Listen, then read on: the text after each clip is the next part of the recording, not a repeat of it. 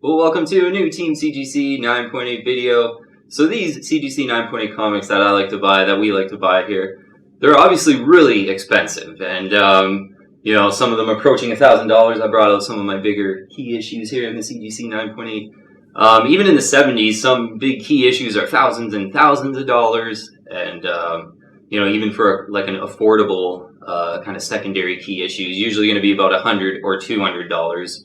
So thought it would be as good of a time as ever to kind of make a video and share with you guys some of the things that worked out for me financially in my life so far.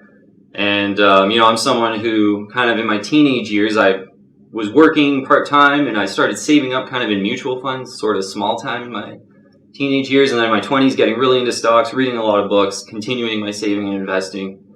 So, I think I can definitely give a couple tips out there, especially if you haven't thought about it a lot, which is really easy to do, just not, really think about saving and investing too much. Most people do. So, I structured the video here as I have one overarching kind of rule that if you do that, then it kind of unlocks some of the more kind of practical, pragmatic rules. But there's the one overarching rule, and then I have 9 other kind of practical rules that I thought of doing some research. So, get into it here. The first overall rule, help saving up money, right? We're talking about here, and not even necessarily for CGC 9.8 comics.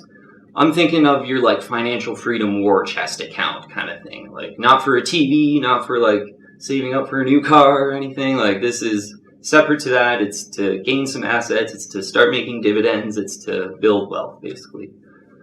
So, overall rule here, and there's a couple parts. It's totally not glamorous, this overall rule. You want to work hard, dream big, and be optimistic. So working hard, really simply, you work hard, you're gaining experience. No matter what, you're going to be making an income. You're going to be gaining experience. You're going to be building a resume, which is amazing. And you're making an income, so you can put that to work, right? So that's kind of the sort of beginning thing. And, dreaming big and being optimistic, second part of it, it's really easy to be really pessimistic, I think, nowadays. So easy. And then, the years go by and you're just thinking about really negative things and pessimistic things, no positive things, which are happening as well all the time. Although they don't get covered as much on like a Facebook or your social media feeds. It's all usually pretty negative, those, but lots of optimistic positivity out there. So I totally recommend if you're in a sort of building wealth, saving, entrepreneurial type vibe of a person, it helps to be very optimistic and just dream big and have that ambition and that optimism. And don't get, be aware of the negatives, but don't get too bogged down in them like some people can. So that's the overall rule. Work hard, then you'll be making some money. Be optimistic, dream big. First rule here, pragmatic rule, very simple saving concept is pay yourself first. So you want to set it up, get a plan going where every time you get your check, at least 10% of that is saved up into this sort of financial freedom war chest account that I was kind of talking about. So at least 10%. I always used to aim for like 50% personally. And you can really kind of turbocharge your kind of compound interest over time if you do that. So pay yourself first, so simple. That's like the first thing you got to do, right? You got to save some money slowly every check. Second thing is you got to invest. So really simply investing is you're going to make your money grow.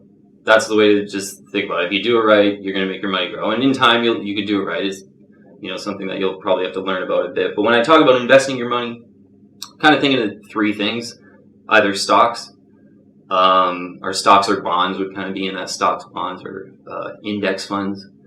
Number 2, real estate. And number 3 would be investing in your own business or something like that. So easiest thing to do is stocks. That's what I did. I always thought it was really cool that you can kind of invest in companies that are already making tons of money rather than trying to start your own. I just thought that was pretty cool and something to do on the side while you're kind of thinking of ideas and stuff is the way I thought about it. But then I got really interested in it. But yeah, you know what? Really simple way to think about investing because can't get into too many details just because we're on a list here. But if you invest, your money's going to go up a little bit slowly over time if you're patient. If you don't invest, it just, it's on your mattress. It's earning no interest, no dividends. That's not how you want to go about it. Number 3 here is discipline is underrated. It's okay to say no. I find, especially with young people, this might, even older people though, but you don't want to live your life like a beer commercial. Like I remember a beer commercial, it was maybe 10 years ago now, but where your buddy calls you up and you're just like, yeah, I'm in. Oh yeah, I'm in. Yeah, whatever. Oh yeah, I'm in. So like whatever your friends are asking you, just yeah. So I don't think you have to live your life like that. And in fact, like I think it's really better to have a plan, have a strategy, say no a lot, be disciplined, be doing things behind the scenes, things that require like reading books and like gathering knowledge, which the stock market and investing is kind of a thing like that because it's not really taught in school very much, like a personal finance investing kind of thing. So I think especially with young people, it's really easy to kind of fall in that trap where you get spending tons of money because your friends are hitting you up all the time with, seemingly fun things that are kind of wealth destructive though, to be honest. So just be careful there. Discipline's underrated. It's okay to say no. In fact, it's probably better to say no. And you don't have to say no all the time, once or twice a month, maybe go all out with your friends or whatever and have fun. But, there has to be, I think, some discipline there if you're making sort of normal money like most people are. Because to save money, you got to be pretty disciplined if you're making normal money. Number 4 tip here is kind of, you want to identify and manage your vice. So pretty important here and kind of a self-reflecting kind of thing. So drugs, alcohol, shopping, there's so many kind of bad habits. I say identify and manage because, for example, say you couldn't help it but to go out 2 times a week and spend $60 each night and, have fun with your friends. Over the course of a month, that's like what, $500 about? That right there is the beginning of an awesome savings plan. $500 a month, every month into stocks, that's the beginning of something like really good. So, that's how your vice can zap away that ability, especially again, if you're just kind of making normal money. So be aware of that, be honest with yourself if you do think you got a problem. And the way I think I would, gauge if you had issues is, how much money are you spending on, said vice throughout the month kind of thing. And if it's getting into like the hundreds and hundreds, it's probably something you should kind of manage, right? I say, because I don't advocate or recommend being a complete stickler and super boring. So you still want to have some fun, but certainly manage it, identify it, be honest. Number 5 here is you hear a lot, especially from younger people, and maybe I've just heard a lot of this from my friends in the last 10 years, but you kind of get a stigma being financially responsible, that you don't like experiences, or and then you talk to people that are mainly broke essentially, but they're like, I don't care about money because I'm just experiencing, and they travel a lot. And I think that's kind of a good mentality to have, but personally you can do both. There's no reason at all where, you have to be broke to like be an experiencey type of person and be in tune with the world and all that.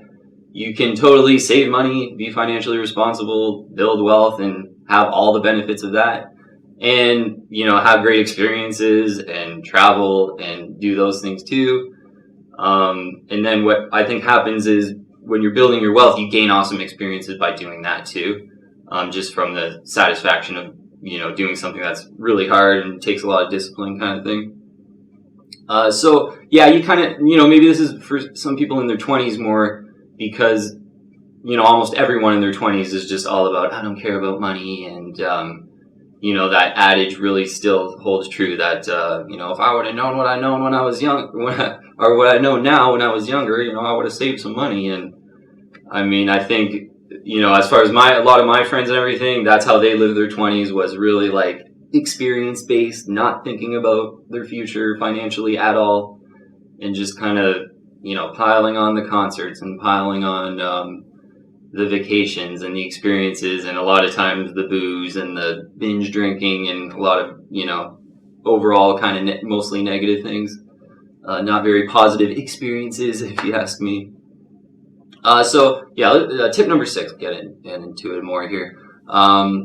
It's a marathon, not a sprint. So this is definitely something you want to keep in mind. Certainly at the beginning, you want to stay motivated at the beginning. Really easy to just kind of get frustrated and, you don't see too many results at first. You're just, really just being disciplined and saving those extra few $100 a month if you can, and getting your investing plan off the ground and maybe learning a little bit more of that. But not a lot happens in literally like the first year or two. I've said in past videos, I kind of have like a 5-year rule where anything in life that's worth doing, anything that's hard, anything that takes a lot of discipline, kind of takes at least 5 years for the thing to start to materialize and really work out. Whether it's like if I mentioned in another video, if you're like an artist, you probably got to have like 4 or 5 years of just creating art and getting your portfolio, creating a portfolio, maybe selling some art during that time, building up your name until, maybe in 5 years of doing that, you get a big break or whatever might happen. So I find that's with a lot of things. Even in the stock market, the first year or two, not a lot's happening. Your stock's going sideways, basically. Maybe it's down. But if the company's a good company, over time, especially after 5 years, you really start to make really good money. If, you're really, really patient and you kind of bought, 5 years ago and you were patient enough to hold, you could do really well with like that plus 5-year time horizon. I'm kind of taking that approach with this channel too. I'm not really expecting too much right away, with the channel, just trying to be passionate and, create like a consistent content, be consistent, and just kind of, I was buying these before I even kind of made the videos, and I just thought it would be a cool idea to show them and create a YouTube channel, so it just kind of worked out. So marathon, not a sprint. Think long term. That's kind of a cliche, but it's actually quite true.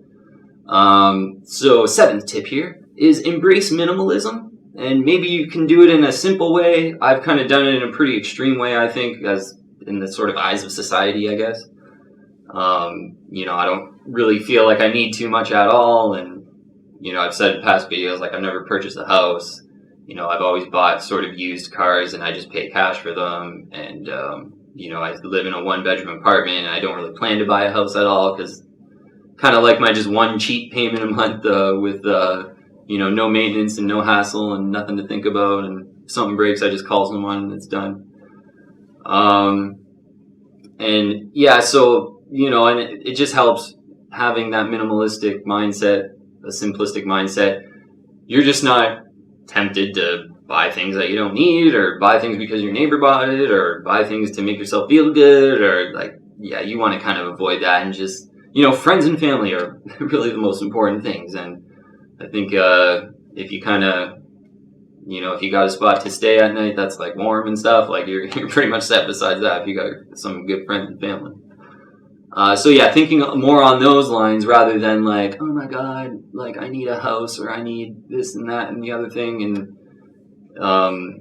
personally, not for me. But and I think it's helped me because being a minimalistic type person, I don't have too many, bills very much, to be honest. So it's allowed me to kind of have a lot more freedom with just some of my ideas and creating this YouTube channel and not having to work. And a lot of that has to do with like my investments and stuff too. But an 8th tip here for saving money and doing a little bit better financially, so you could pick up some sweet CGC 9.8 books with no sweat.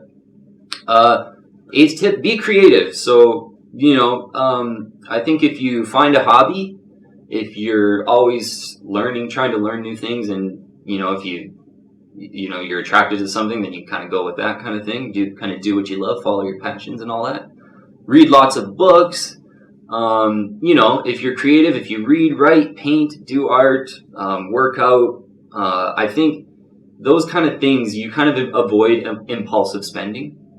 And you just avoid, you're just more, you're usually in more of a routine than you can, pass the time doing your hobbies and learning and whatever it might be, rather than, feeling like you got to go out with a friend and spend this and do that. And, a lot of people just sit at home and literally think of things that they're just going to buy and then go out and buy them. And that's like almost their whole life. So I wouldn't really get into that trap. Be creative, and definitely be creative. Read, write, paint, draw. So last tip here, 9th tip, Thinking more from a longevity perspective, just for your life too, and the longer you live, the better your investments work out, because compound interest keeps happening, and every year you get more dividends, and it just keeps building and building and building. So I think an important one here is like, eat good, sleep good, and you're going to live longer. When I think about eating good, don't eat sugar. Sugar is poison, basically. Refined carbohydrates are bad. What I call like corporate food, anything that's in a box, anything that has like vegetable oil, canola oil, any of those weird oils that's basically not olive oil, those are bad, really bad for you. Avoid all that. You'll probably have a better quality life. You won't have stomach aches. You'll find that you feel a lot better. So better quality life, and you're probably going to live a little bit longer too, and have your investments work out for maybe 10 or 20 more years of quality life down the road. So that would be my 9th. But yeah, and that's it. And, a lot of these tips I think are kind of bland, sort of obvious, sort of, it's, unless you're in that position where, maybe you're making you had a really good idea when you were younger and you're making good money in a business, or you have a really good job and you have no debt. Maybe you could be a little bit more lax on these, because I think they're more geared to sort of a disciplined style of saving and investing. Whereas if you're making a lot of coin, then, you might not have to enact these rules as much and just focus more on investing and maybe just not spending too much lavishly, but obviously. So, let's see if I forgot here anything. No, I mentioned that. Yeah, and just concluding up, I think in life, on top of just saving investing, I always think, what life is all about is, you kind of want to find what you love, and then once you kind of find what you're really attracted to, you just want to do it a lot, like whether it's every day or, whatever it might be. So then you're going to pretty much have a good time, which is mostly about what life's all about for me, I think, because I think then definitely the 9-to-5 grind didn't last long for me. I lasted maybe 2 years out of university at 9-to-5, and I was done with that. And then, while you're trying to find what you love, and, that can take years at times, because it's just, it's not sometimes easy, and you got to try some things. And, but when you're trying to do that, I think it helps so much to save and invest while you're doing that. Because, that's kind of a process. And then when you find what you love and what you're passionate about, if you were saving and investing the whole time, you're going to have some money to possibly start a business with that passion in mind. And yeah, just so many more options that way. And not just to mention the fact, on a daily basis, you're not just stressed about money at all. It's just good to have that solid base, focus on your passions. I think that's a lot better way to kind of live your life, happier way anyway. And, I certainly don't know everything, being just 34 and still kind of on my journey and stuff. And, starting this YouTube channel is kind of my investing in, my own business type of thing, I think. Although, I didn't really start it. I was starting to buy these 9.8s long before I even thought of having a YouTube channel. So I think it kind of works out that way, because my passion kind of comes out because it was something I was doing before the channel. All right, so hopefully you got some good saving tips there in this video. I invite you to join the team and subscribe to Team CGC 9.8. Hit the click the bell, get all their latest notifications. Yeah, I feel like I've been ranting on for a while. That's probably going to be a long one. But thank you very, very much for watching. I'll see you on the next video.